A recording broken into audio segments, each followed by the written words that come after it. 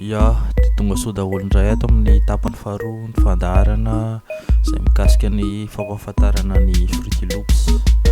Tamin'ny vidéo farany moa zany tsika dia nahita ny fomba fanaovana ny séquence. Androany kosa tsika dia hijery ny fanaovana ny playlist sy ny fanaovana structure na hira.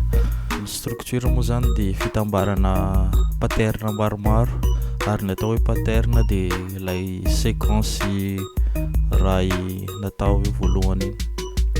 Eto zao tsika dia mihaino an'ilay pattern voalohany, ary tsara marina fa ny zavatra ataontsika eto moa zany dia hijerevantsika ilay base fotsiny fa tsy hoe tsika nao instruit akory.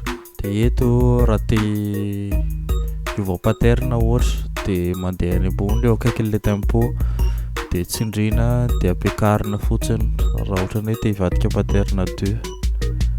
Eto zao tsika eto amin'ny pattern vaovao pattern 2 dia raha miverina pattern 1 tsika dia mbola eo ilay nataontsika voalohany. Dia ny pattern moa zany 999 tsy landry. Eto zao ny pattern 2 dia ilay mélodie fotsiny, dia ny pattern 3 ho ataontsika drum fotsiny. Dia ho atambotrintsika amin'izay ary ilay izy ahafahantsika manao an'ilay structure. Noho izany mandeha amin'ilay bouton playlist tsika, tsindrintsika ilay bouton playlist azafady. Dia misy fenêtre vaovao mipoitra izay antsoina hoe playlist. Fanokafana ilay playlist moa zany amin'ny clavier dia bouton F5 ho an'izay tia mampiasa clavier. Zay.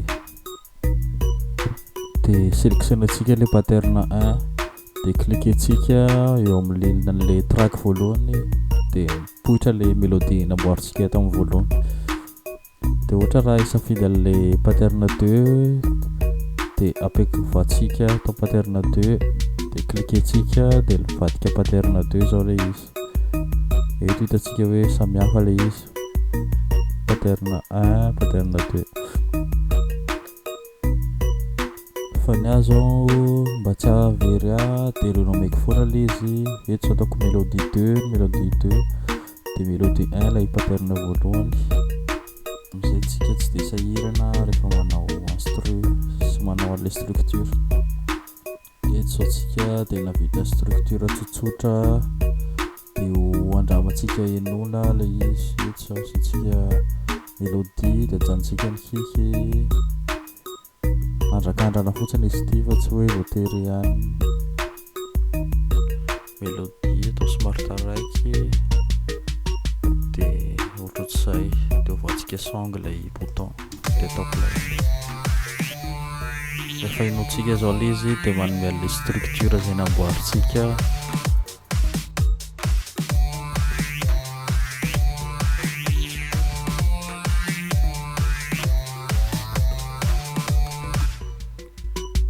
Clic droit moa zany mamafa an'ilay structure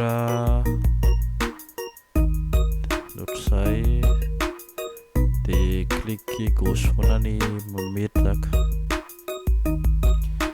Dia ohatr'izay ny tutontsika tandroany, saorana antsika naharaka hatramin'ny farany dia mandra-piona indray amin'ny épisode manaraka mijery ny tohiny. Veloma daholo dia aza adino ny s'abonner.